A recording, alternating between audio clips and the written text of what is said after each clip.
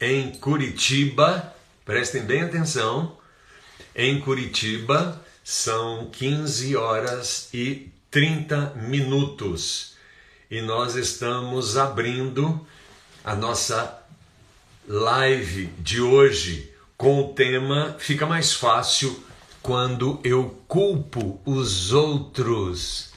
Obrigado, Débora, coisa boa. A Rose Santana Rocha também acabou de entrar. Que coisa boa também. Estamos juntos em mais essa live. Desta vez essa live é uma live especial. A Marcelinha Peixoto entrou. Joede Rodrigues. O Cruvinel também. Coisa bacana. Lilian. Oi, Homero, oi, o Joed tá dizendo um oi aqui, muito legal, bacana, bom ver vocês. Gente, a brincadeira hoje é aqui de Curitiba, eu estou aqui visitando a minha filha em Curitiba, que é aniversário dela, e aí não poderia deixar de fazer a live. O Joed é lá do Rio de Janeiro, que coisa boa. Tem gente aí de Portugal, tem gente lá de Cabo Verde, tem gente dos Estados Unidos, tem muita gente aí participando. Que bacana. A Beth, oi Betinha, saudades de você. Estamos juntos. Fica mais fácil quando eu culpo os outros. A Larissa também entrou. Florianópolis, a Lilian, Florianópolis de Santa Catarina, coisa boa. Muito bem, tem gente no Brasil inteiro acompanhando essas lives e eu fico muito feliz. O Iramaru, famoso Júnior, trabalhou comigo, foi meu assistente quando eu era diretor no CEUB, isso há muitos anos atrás. Depois ele fez uma carreira maravilhosa lá. Nós estamos aí dando nosso tempo regulamentar. Gente, eu queria pedir imensamente para vocês, enquanto a gente está cumprindo esse ritual de aguardar as pessoas entrarem, se inscrevam no canal da gente lá no YouTube, ative o sininho para vocês receberem as notificações, façam seus comentários através das redes sociais, dessas lives que estamos fazendo. Isso é muito importante para a gente poder continuar fazendo, né?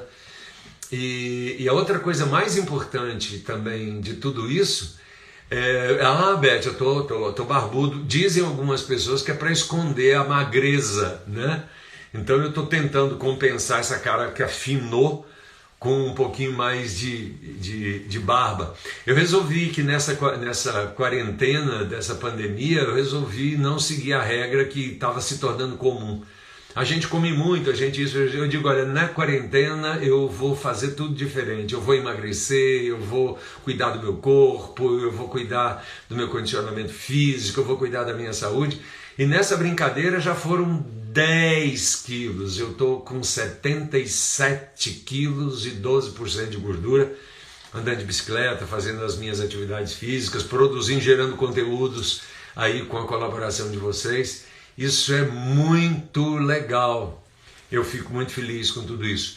Então, voltando à vaca fria, apesar do calor, se inscrevam no canal, ative o sininho, vocês vão ter as nossas notificações com a celeridade que vocês merecem. Vamos lá, gente, vamos começar a falar disso, né? Quando fica mais fácil, né? Quando eu culpo os outros, fica mais fácil culpar os outros, né? Pelas nossas próprias dificuldades ou deficiências, a questão dos nossos mecanismos de defesa. E eu queria começar essa conversa fazendo uma pergunta para reflexão de vocês, né? E aí reflitam sobre isso, mandem os seus comentários aí no chat, para a gente poder ir trocando ideias sobre esse tema, que é um tema bastante interessante.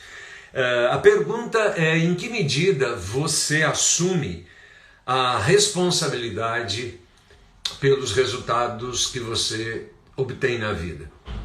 E eu não digo isso do ponto de vista negativo, não, eu estou dizendo isso também do ponto de vista positivo, né?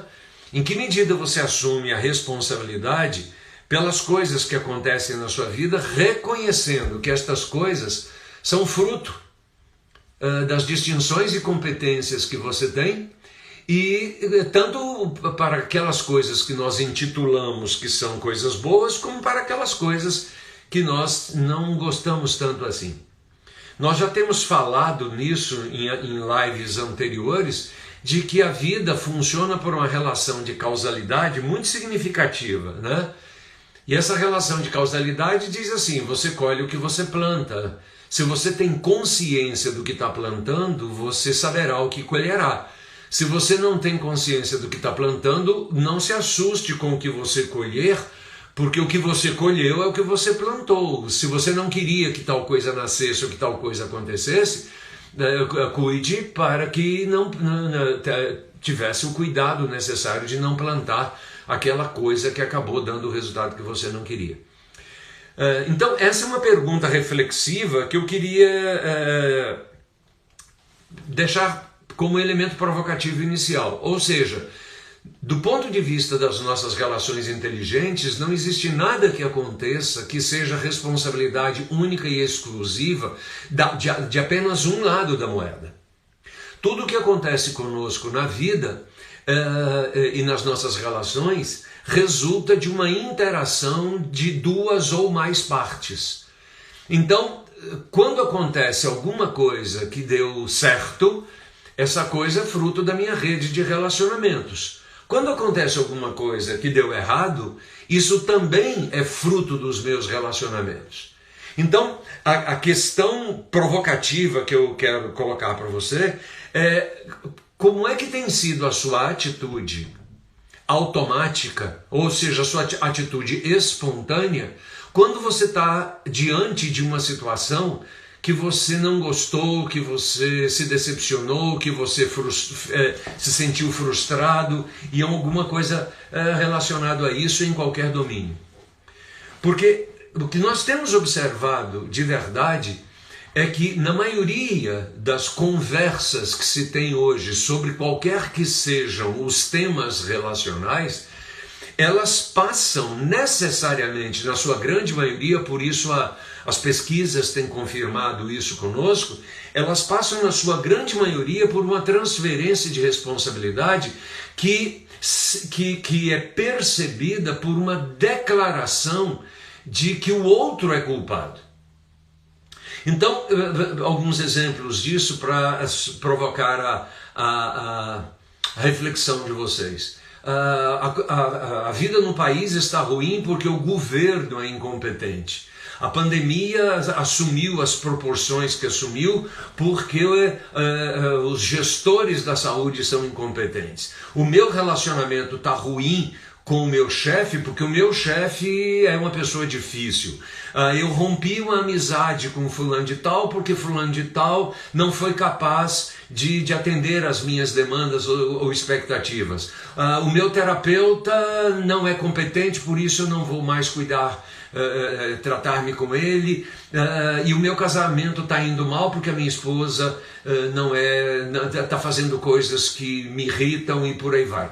Eu estou aqui, né, despejando uma série de exemplos porque eu tenho tido dificuldades de encontrar, tanto nas pesquisas quanto nas nossas relações, pessoas que sejam capazes de dizer o seguinte: olha, tal coisa que está acontecendo comigo é ruim, é desagradável, é frustrante, etc., mas parte disso é responsabilidade minha.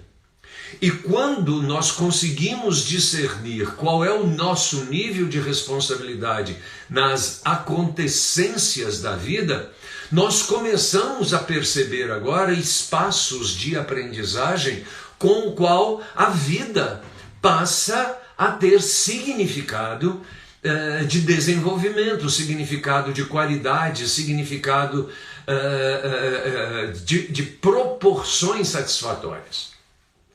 Porque a tese que está por trás de todo esse conceito é uma tese que diz o seguinte: Eu não tenho a menor ingerência sobre nada no outro, a não ser declarar ao outro aquilo que eu estou percebendo, mas a partir da minha percepção. Isso significa que se tem alguma coisa ruim que esteja acontecendo comigo, é porque esta coisa está sendo percebida por mim como ruim. Não significa que ela seja ruim em si. Então, se eu não olho para isso a partir de um mecanismo de autoanálise e eu automaticamente digo, olha, isso é responsabilidade, isso é culpa do outro, esse mecanismo de defesa que a gente chama de transferência de responsabilidade reduz significativamente a minha capacidade de autodesenvolvimento. Aí por que eu não preciso me preocupar muito com isso? Eu não preciso me preocupar muito com isso porque o outro é responsável. Então eu não tenho que fazer nada. Eu tenho que esperar que o outro melhore. Só que veja, eu não tenho essa competência, eu não tenho esse poder, eu não tenho essa ingerência. Se o outro não muda, aquilo continua acontecendo comigo e eu parto do pressuposto de que não há nada a fazer. Então o desafio que esse tema nos traz é coisas ruins, coisas que você não quer, coisas desagradáveis, frustrações, acontecem a todo momento nas nossas relações. O que nos desafia, então, não é a capacidade de controlar essas coisas no sentido de evitá-las, porque existem elementos de ingovernabilidade na minha vida. Né?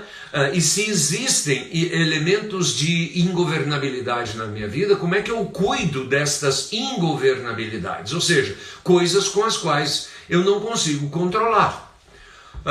Eu quero dar boa tarde para o Zé, meu grande amigo, Zé Paulo Furtado, da N Produções, Escola de Negócios. Um beijão, Zé, com saudade de você. Você que entrou agora, nossa live está sendo feita aqui de Curitiba. Então, estou dando um abraço aí em todos vocês. Então, essas são as provocações iniciais. Ou seja, que coisa bonita a gente poder entender que os acontecimentos que se nos acometem, eles precisam contar agora em primeira instância, eles precisam contar agora com a minha avaliação.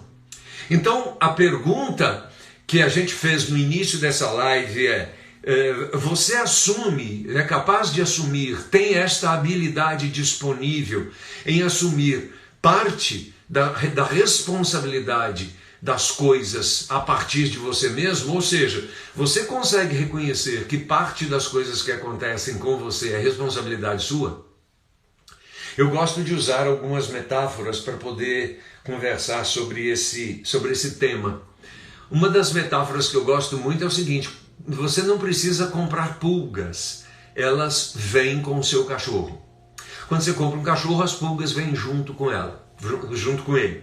A outra metáfora que eu gosto muito de entender, de discutir, é o seguinte: quando você compra o seu tão sonhado carro, você ganha de presente um trânsito engarrafado. Então veja, o que eu quero dizer com essas duas metáforas é que existem coisas que acontecem com a gente que são inerentes ou efeitos colaterais das escolhas que a gente faz. E ao fazer as escolhas, eu preciso estar muito consciente de que tudo aquilo que acontecerá a partir das escolhas que eu faço terá parte de responsabilidade minha. Um casamento não se dissolve por responsabilidade de apenas um. Uma relação de trabalho não se dissolve pela responsabilidade de apenas um. Não é? Uma relação de amizade não acaba pela dificuldade de apenas um. Ou seja, um país não cresce apenas pela responsabilidade do governo. É preciso que os colaboradores, os habitantes, os cidadãos, né, daquele país tenham a consciência do que eles estão fazendo para o desenvolvimento do país, porque parte do desenvolvimento do país está ligado às políticas criadas pelos governos, por isso temos governos, mas parte do desenvolvimento desse país é criado pela consciência dos seus cidadãos em agir de forma consciente, coerente e acima de tudo, de forma comprometida com o desenvolvimento do país. Ah, mas e como é que a gente diz que as coisas não estão acontecendo do jeito que a gente quer? Existem fóruns para esse debate, existem canais para esse debate, existem diálogos para esse debate, e todos eles centrados fundamentalmente na nossa competência conversacional.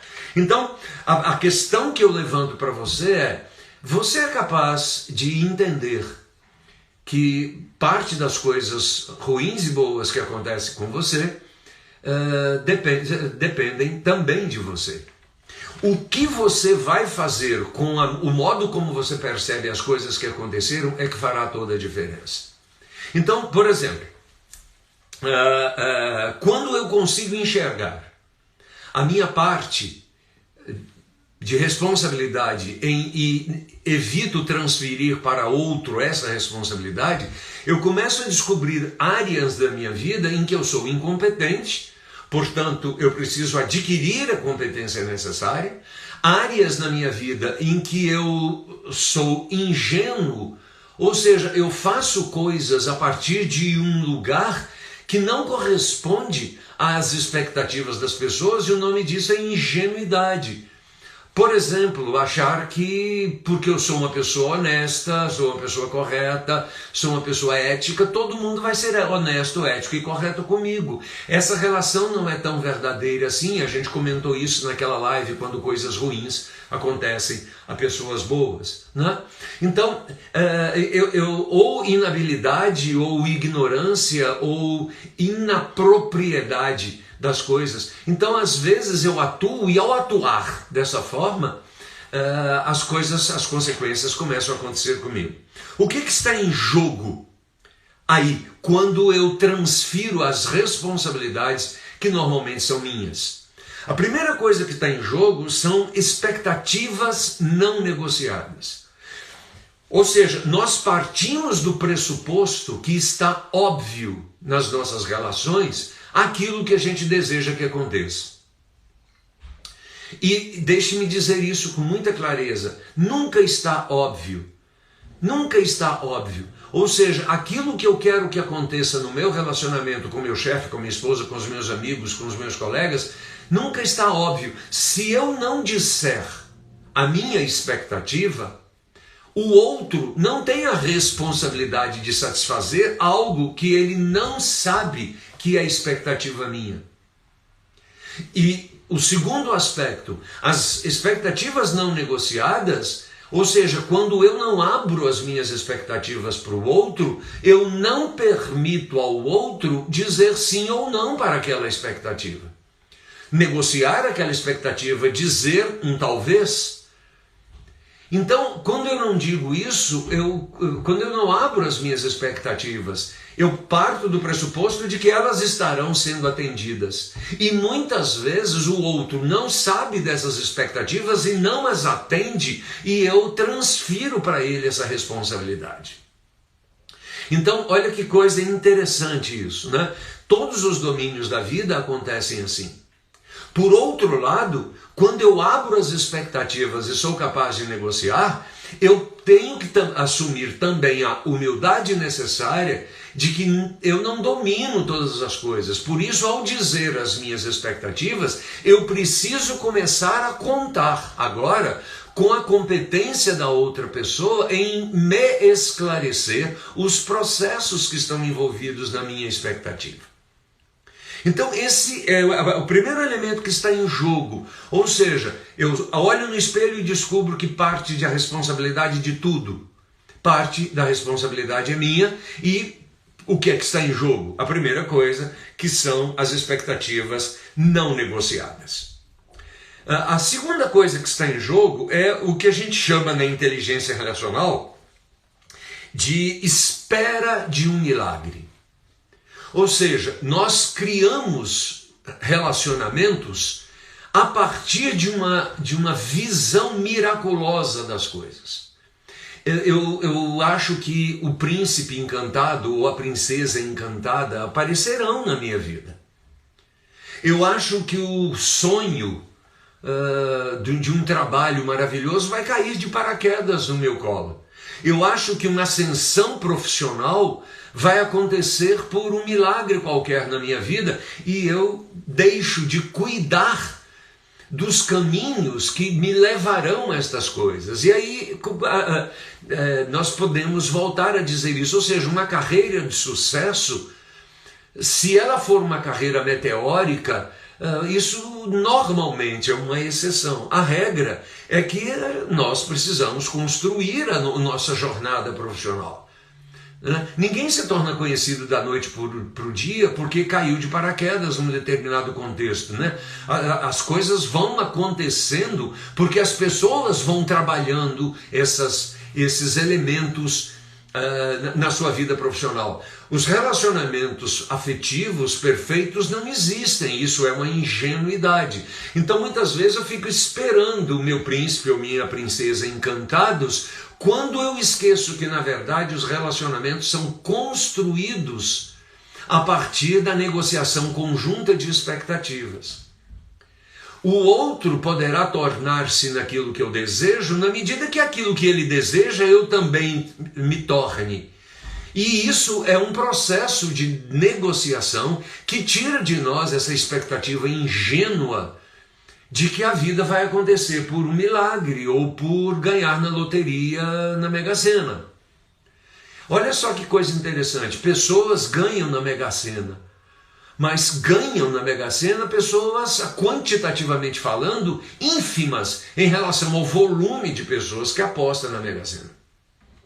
Com a nossa vida é assim.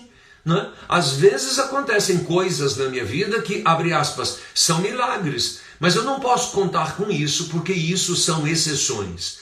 Então nós já falamos da primeira coisa que está em jogo, é expectativas não negociadas, e a segunda coisa que está em jogo é essa espera de um milagre. Então eu fico em casa esperando que o emprego perfeito bata à minha porta sem que eu nada tenha feito por isso.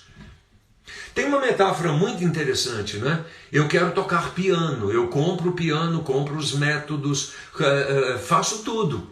E coloco o piano na minha casa, com os métodos abertos lá na minha casa, etc. E fico pedindo para Deus me ensinar a tocar piano.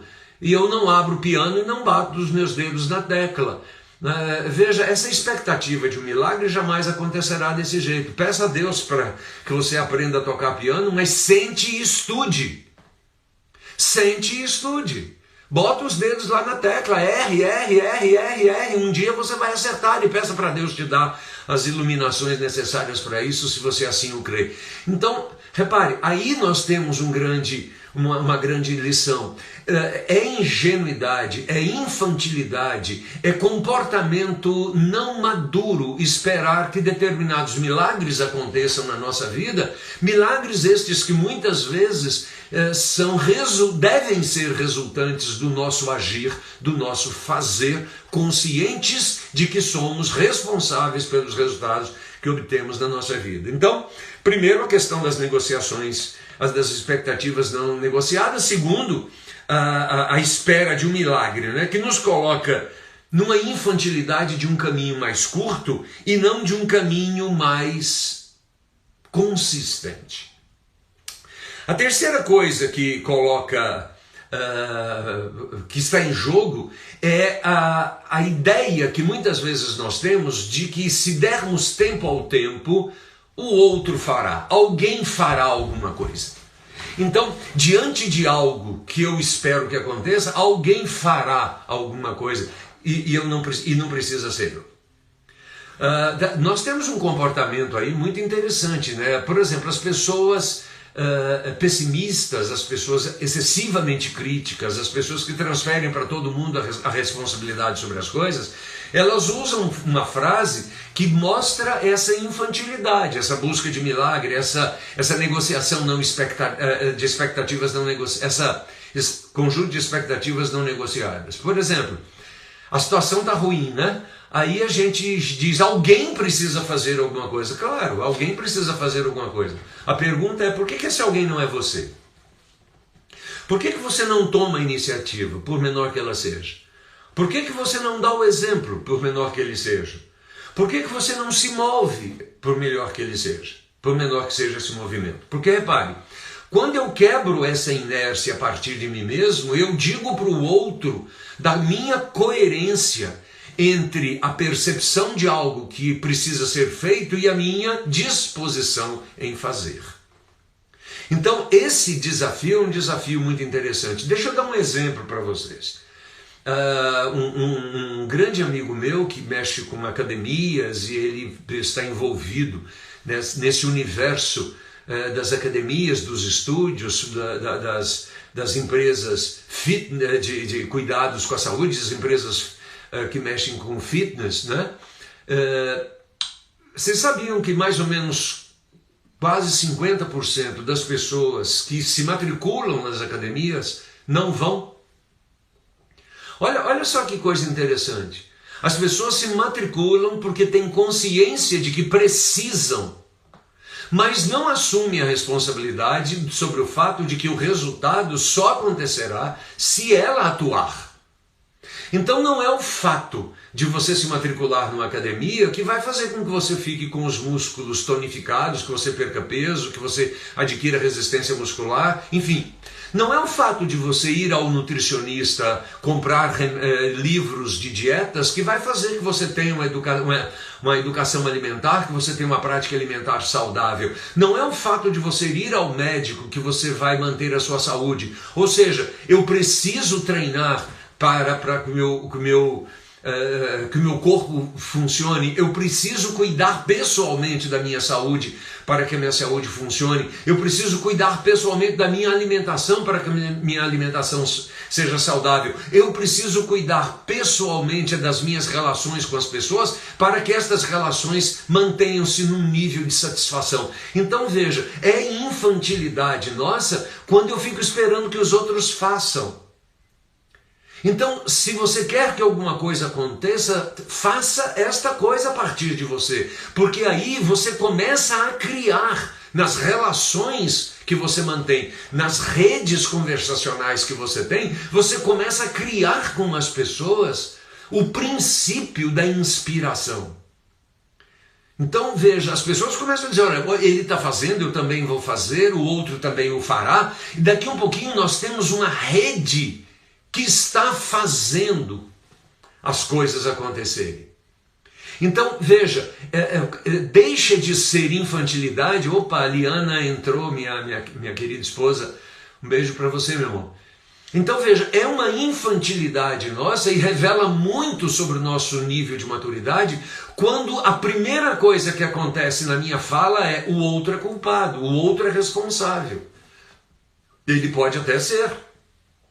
Mas qual é a parte que te cabe nesse latifúndio? Então, o que está em jogo ainda é a nossa chamada nível de consciência ou nível de profundidade egóica. Ou seja, é o nível de profundidade e de conhecimento que eu tenho de mim mesmo.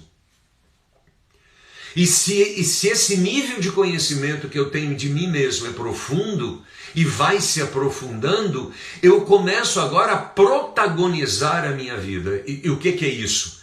Eu começo agora a cuidar daquelas coisas que eu julgo que precisam ser cuidadas. Então eu saio do universo das intenções apenas e vou para o universo da atenção, que requer de mim uma objetivação, que requer de mim o esforço e a disciplina para que as mudanças aconteçam. Então está em jogo, né? Quando as coisas acontecem, está em jogo a minha responsabilidade nisso. Então, esperar por milagre é uma infantilidade. Ter expectativas não negociadas é uma infantilidade. Não entender que as coisas não acontecem por milagre ou porque os outros vão fazer, mas acontecem fundamentalmente a partir do start que eu dou para as coisas. Ou seja, a partir do modo como o meu ato inspirador começa a contagiar as outras pessoas. Oi, a minha filha querida, Tiesa, entrou. Ela está em Brasília e eu estou aqui, como eu já disse para vocês, fazendo essa live da casa de minha outra filha aqui em Curitiba, né? O Joéder está dizendo uma coisa, obrigado, Joéder. Ele está dizendo assim: a minha vida tem melhorado com as dicas do Homero. Obrigado. Obrigado a você que nos assiste aí nas nossas lives. Valeu, um beijo. Então vamos entender isso. Eu preciso dizer claramente para você que existem responsabilidades que não são suas. Mas o grande e verdadeiro desafio é startar isto. Fazer com que as coisas aconteçam a partir de mim. Gente, eu vou dizer uma coisa para vocês, que eu tive um professor de história que dizia isso com muita propriedade.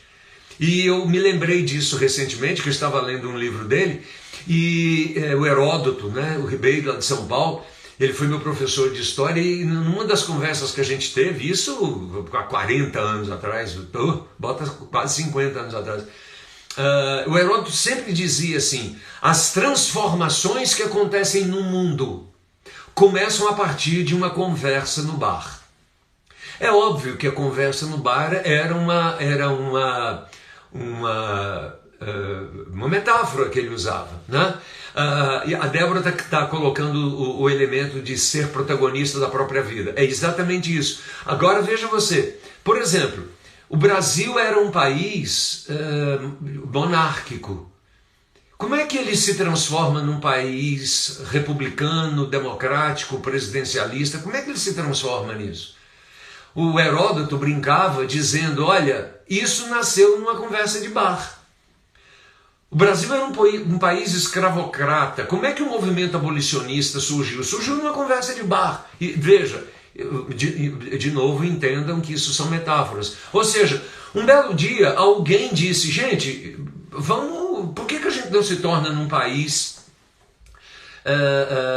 democrático, presidencialista, republicano? E essas ideias começaram a ser conversadas, começaram a ser debatidas. De repente essa rede se torna uma rede tão poderosa que ela acaba transformando a cosmovisão daquele país, daquela nação, e os movimentos se sucedem. E aí a gente acabou com a escravidão, a gente se tornou um país republicano, democrático, presidencialista, e por aí vai. Mas isso acontece no micro-universo também. Né? As pequenas grandes ações, né? Olha que interessante, as pequenas grandes ações, elas surgem nas conversas que cada um tem com um amigo, num boteco, em qualquer lugar. E isso começa a ganhar proporções na medida em que vai alcançando as demandas coletivas. E a partir de um dado momento, isso vira massa crítica para transformar os processos. Por isso, é fundamental que você tenha clareza das coisas que você quer que aconteçam na sua vida.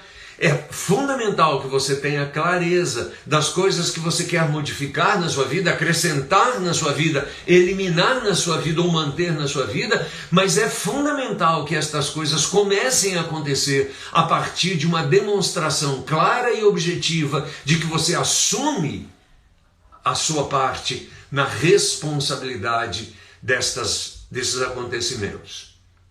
Eu tenho dito em várias ocasiões de que uma cidade limpa não é necessariamente uma cidade que tem uma boa política de limpeza urbana, mas é uma cidade onde cada cidadão assume o compromisso pessoal de não sujar. Eu estou usando esse exemplo da limpeza urbana e eu posso usar qualquer outro exemplo. Vocês querem ver uma coisa, por exemplo, o que está acontecendo durante a pandemia.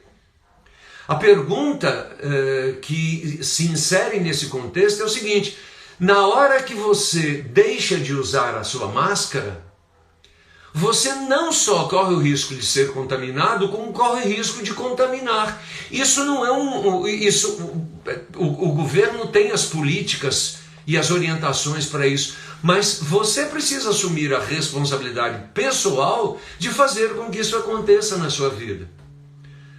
Há algum tempo atrás, agora, nessa pandemia, uma pessoa me disse, estávamos conversando, essa pessoa me disse assim: eu não estou vendo a hora do shopping abrir porque eu preciso ir ao shopping. E a pergunta que eu fiz dessa pessoa foi o seguinte: Você vai ao shopping porque o shopping abriu?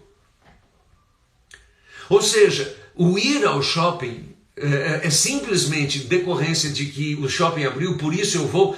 Não há uma preocupação antes em saber o seguinte: é seguro para mim, é seguro para as outras pessoas. Eu vou cuidar disso com a seriedade necessária. Eu vou procurar manter-me saudável com todas as precauções necessárias, porque eu não sei o que vai acontecer. Então, é fundamental que a gente entenda que o que está em jogo é muitas vezes a gente não negociar as expectativas, porque a gente tem preguiça, porque a gente tem medo, porque a gente já cansou. E veja, isso não são coisas que a gente deve alimentar. Portanto, vá em frente, negocie as suas expectativas, não espere milagres, não espere que o outro faça. Seja você a melhora que você quer ver no mundo. Essa frase é do Gandhi. Ou seja, o que ele dizia é: se você quer alguma mudança no mundo, seja você essa mudança. Se isso vai se espalhar ou não, se vai se criar uma rede sobre isso ou não, se vai impactar ou não, a gente não tem como controlar, mas a gente sabe que a gente vai fazer a nossa parte. E por último, existem duas outras coisas. A outra coisa é o vitimismo. É quando eu acho que existe uma conspiração contra mim, de que as pessoas estão conspirando contra mim e de que eu sou a vítima de uma conspiração universal. É mais ou menos aquele sentimento que a gente tem de quando alguém faz uma bobagem no trânsito e nós achamos que a pessoa fez aquela bobagem contra nós. Ele nem sabe quem é você, ele nunca te viu, ele mal viu o teu carro. A pergunta que a gente faz é: quando você reage a isso, xingando o cara, fazendo gestos obscenos contra ele, passando na frente, querendo freá-lo, a pergunta é: isso é assumir parte da sua responsabilidade sobre esse processo, no sentido de se tornar o paladino da justiça, de se tornar o grande transformador universal, como se você fosse a vítima do mundo? Ou você simplesmente pode dizer: olha, ele deve estar com mais pressa, ele não prestou atenção, deixa ele ir. Veja, a questão é: vamos diferenciar as brigas, as lutas que merecem o nosso esforço, daquelas lutas que são meras expressões das nossas próprias neuroses. Eu conheço gente que contrata o outro para poder falar mal do outro, que contrata serviço para poder falar mal do serviço, ele não está interessado em melhorar. Eu conheço, e isso está em inúmeros lugares. O culpado é o médico. O culpado é o professor que não ensina direito, não é ele que não estuda. O culpado é o outro que não deu a resposta certa, e não a ansiedade que quer a resposta imediata. Então, o vitimismo tem como manifestação direta a minha dificuldade de assumir a parte da responsabilidade que eu tenho sobre as coisas. Então o desafio é: não se vitimize. Mas a última coisa do que está em jogo nesse processo é a contrapartida dos direitos. Esses dias eu estava conversando com um amigo, e o amigo dizendo para mim o seguinte: eu vou atrás dos meus direitos sobre tais coisas. Eu digo: olha, vai mesmo. Se você acha que você tem os seus direitos lesados, você deve ir atrás dos seus direitos, claro. Isso não é uma beligerância. Se a gente não pode resolver isso, vá atrás dos seus direitos. Tem a justiça para nos ajudar com isso aí, está tudo certo. Mas reflita um pouquinho. Você já foi atrás dos seus deveres? Eu tenho os meus direitos. Eu escuto essa frase quase toda semana. Eu sei, todos nós temos os nossos direitos, mas a pergunta é: você está em dia com os seus deveres? Eu tenho um outro amigo também que é muito religioso, e eu gosto muito dele, e todas as vezes que a gente se encontra, ele diz assim: vivendo das promessas de Deus, né, meu irmão? Eu digo sim, e vivendo dos mandamentos de Deus também. Quer dizer, qual é a brincadeira que a gente usa nesse diálogo? Se você espera bênçãos, desempenhe o seu papel seguindo os mandamentos que você crê que deva seguir. Então, o que está em jogo aí agora não é o conjunto de direitos que todos nós temos, mas a consciência que nós temos que ter dos nossos deveres. Você tem o direito de um professor lhe ensinar corretamente, mas você tem o dever de estudar. Você tem o direito de ser atendido por um médico que sabe o que está fazendo, mas você tem o dever de seguir as orientações desse médico. Você tem o direito de ter um governo que cuide de você, mas você tem o dever de respeitar as orientações que o governo está lhe dando, seja ele qual for. Então, o que está em jogo aí é que quando para mim fica mais fácil simplesmente dizer que o outro é culpado, eu me coloco num mecanismo de defesa fantástico, porque aí não há o que fazer. É porque é você que é culpado, o que eu vou fazer? E aí eu cruzo os braços, eu me vitimizo, eu fico esperando um milagre. Eu fico esperando um milagre. Eu fico esperando que você adivinhe as minhas expectativas. E quando nada disso acontece, ou seja, quando as minhas expectativas não foram atendidas, quando o milagre não aconteceu, quando eu fui frustrado nas coisas que eu agora me vitimizo. Digo, eu sou uma pessoa que sou vítima da conspiração universal contra mim. E isso não é verdade. Isso não é verdade. Portanto, protagonize a sua vida, não simplesmente fazendo as coisas, mas tendo a consciência das coisas que você está fazendo. Mas e agora, José? Né? E agora, José? Nós já vimos aí as grandes provocações, o que está em jogo, né, em todas essa questão da transferência de responsabilidade. Mas e agora? A primeira delas, o que eu faço com tudo isso? Então a primeira delas agora é olhar-se no espelho. Olhar-se no espelho. Ou seja, se veja, não só do ponto de vista físico, do ponto de vista emocional, do ponto de vista intelectual, mas também, fundamentalmente, do ponto de vista relacional. Olhe-se no espelho. Olhe-se no espelho. E olhar no espelho é ter diante de nós a visão daquilo que nós estamos fazendo em função de nós mesmos. E é isso que eu vejo no espelho, que eu não gosto, que é o objeto da minha atenção, para criar mecanismos com os quais eu aprenda a lidar com isso ou faça algumas intervenções sobre isso. A metáfora que eu gosto de usar sobre olhar no espelho divide-se em duas coisas. Primeiro, na chamada honestidade intelectual. E segundo, no meu capital existencial. Ou seja, quando eu olho no espelho e descubro que eu não gosto do meu nariz, eu tenho duas coisas a fazer. Ou eu aprendo a gostar, ou eu faço uma intervenção plástica no meu nariz, mudando-o. Agora, eu posso fazer essas duas coisas e eu tenho total liberdade de fazê-las. Agora, o que eu não posso fazer? Porque isso é doentio, isso é patológico. Eu não posso olhar no espelho e descobrir que eu não gosto do meu nariz e passar a minha vida inteira reclamando do meu nariz. Ou talvez o que é pior, né? Reclamando de Deus. Deus é que me fez com esse nariz horrível, então ele é que é o responsável disso. Veja, independente da sua fé, a pergunta que está em jogo agora é quando você se olha no espelho, você cria em você o ânimos necessário para a ação responsável naquilo que lhe diz respeito. Então veja, o olhar-se no espelho e que leva a essa questão da honestidade intelectual e do capital existencial me permite fazer grandes transformações na minha vida, na minha rede de relacionamentos e no meu país.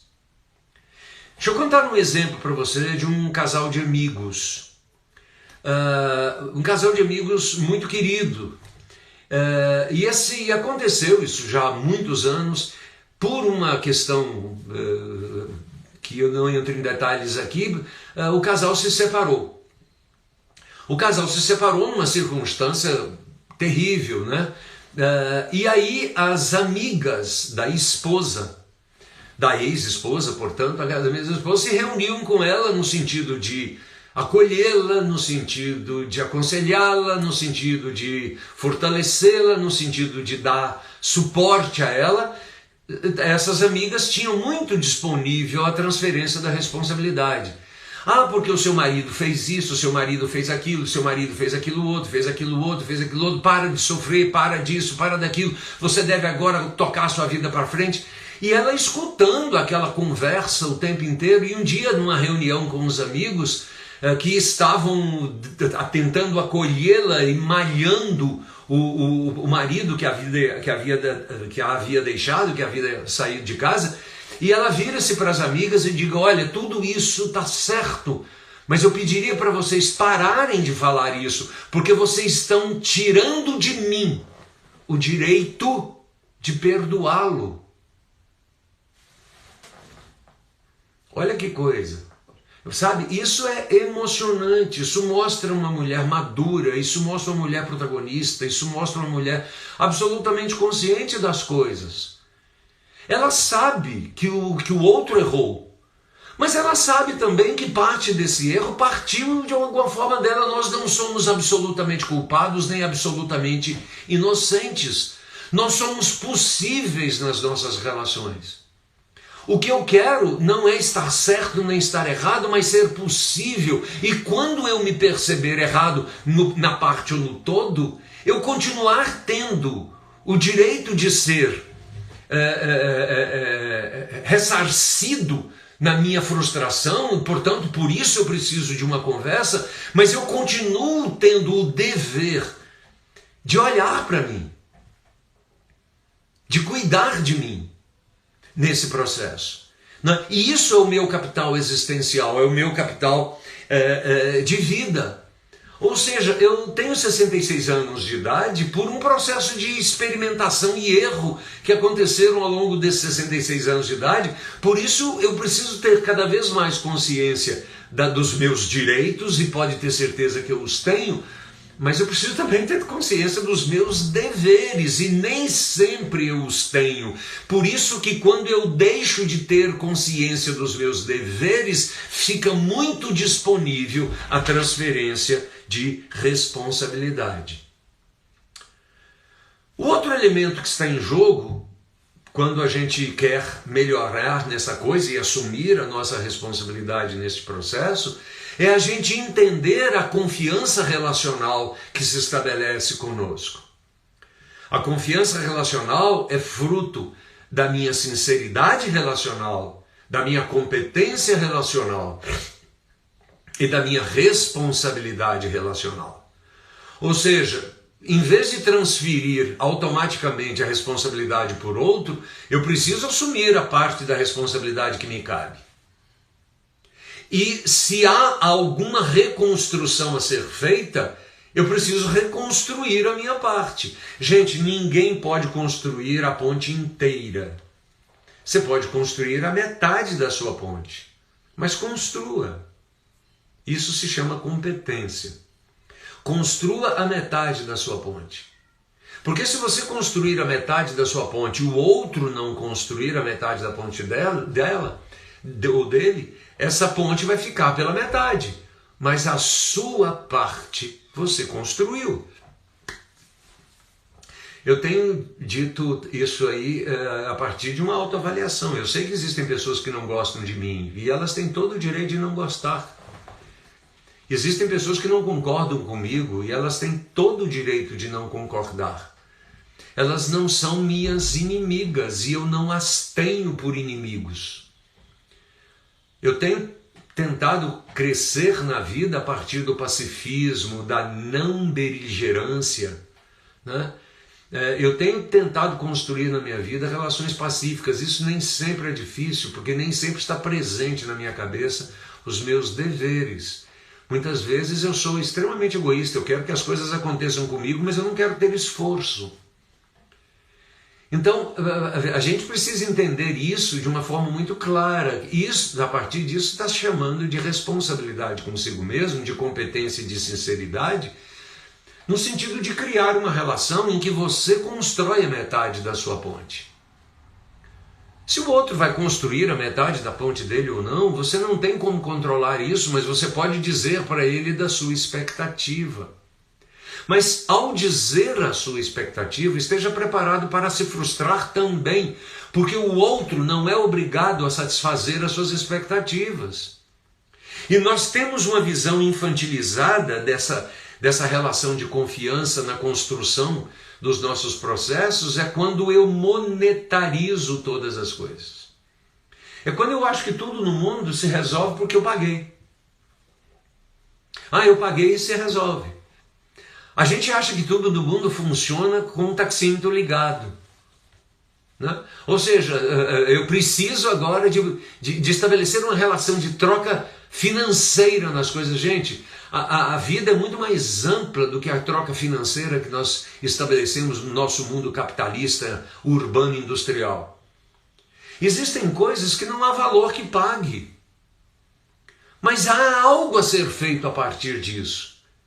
E o nome disso é crie relações de confiança a partir do exercício da sua confiança em você mesmo e na capacidade de transmitir essa confiança para as pessoas com as quais você se relaciona. O modelo da beligerância e o modelo da contenda, ou seja, o modelo que faz-nos crer que a gente deve brigar e resolver tudo na porrada, e que na porrada se resolve tudo, na briga se resolve tudo, e que quem é o mais forte é que vence.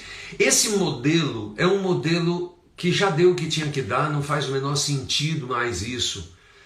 Nós estamos tentando caminhar por uma sociedade pacifista, e a sociedade pacifista, comunitária, colaborativa, começa com a consciência dos meus deveres e da minha responsabilidade, e não com a transferência imediata da culpa ou da responsabilidade para os outros. Pode ser que fique mais fácil transferir a responsabilidade para os outros, mas nunca é mais efetivo. Nunca é mais efetivo.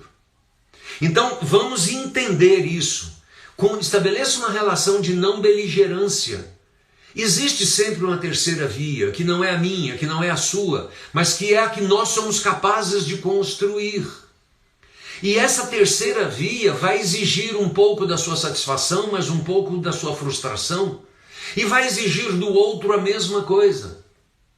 E quando nós temos essa consciência de que aquilo que nos incomoda, de alguma forma, em outros aspectos, vai agradar os outros ou vai incomodar os outros, e a nossa capacidade de lidar com isso chama-se maturidade ou adultecimento.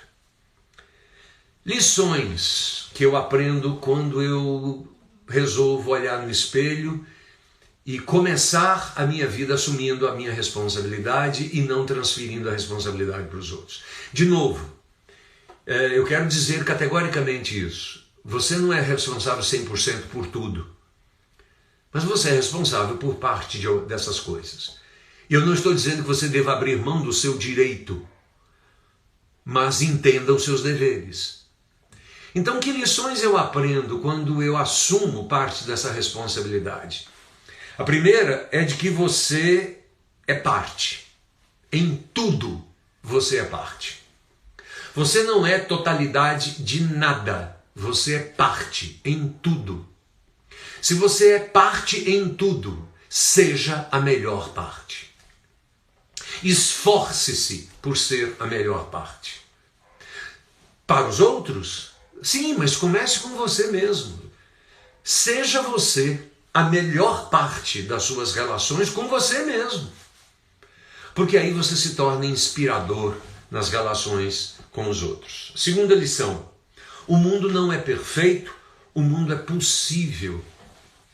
Então, viva possibilidades com qualidade, possibilidades com intensidade, possibilidades com realização, com encantamento, com aspiração, com paz. Mas viva possibilidades e não construir uma relação ingênua atrás de um mundo perfeito, porque esse mundo perfeito não existe em nenhum domínio. Eu gosto de dizer para os religiosos que quem gosta de paraíso precisa aprender a conviver com cobras. Quem gosta de paraísos precisa conviver com cobras. Lá no paraíso, na mitologia bíblica, está lá o Adão, a Eva vivendo no paraíso, mas a cobra estava lá também, infernizando a vida deles. Então quem quer viver em paraísos precisa conviver com cobras. Ou seja, você tem direitos e tem deveres e algumas coisas vão dar errado, a vida é assim. Lide com isso a partir da generosidade, da aprendizagem, do processo relacional, da sua própria vulnerabilidade. Outra lição: ter frustrações faz parte da vida. Conviva com isso, aprenda com isso, converse sobre isso, cresça a partir disso. Porque a frustração muitas vezes sua é responsabilidade sua de uma expectativa não negociada e não do outro que não satisfazeu algo que ele nem sabia que deveria satisfazer. A última lição: lidar com os outros é lidar com diferenças legítimas. Lidar com os outros é lidar com diferenças legítimas. Por isso, quando você assume a parte da sua responsabilidade, você alivia as tensões relacionais. E isso lhe permite conversar melhor, ser mais aberto ao outro. E mesmo que essa relação não prossiga, mas você não precisa criar inimizades, nem para você, nem para os outros, nem inspirar ninguém a ser beligerante. Esse desafio acaba nos levando a uma paz instrumentalizada pela aprendizagem e que amadurece as nossas relações, nos tornando capazes de escolher as lutas que eu vou lutar pelos meus direitos, com plena consciência dos meus deveres. Eu espero que isso tenha agradado a você, que tenha te levado à reflexão, que você tenha sido capaz de discordar se quer discordar, e isso é muito bem-vindo, mas que você tenha, acima de tudo, pensado acerca destas coisas. Se inscreva no nosso canal, ative o sininho para você receber as notificações, nos acompanhe nas redes sociais e, acima de tudo, participe com a gente, porque estamos juntos nesse processo. Um grande beijo.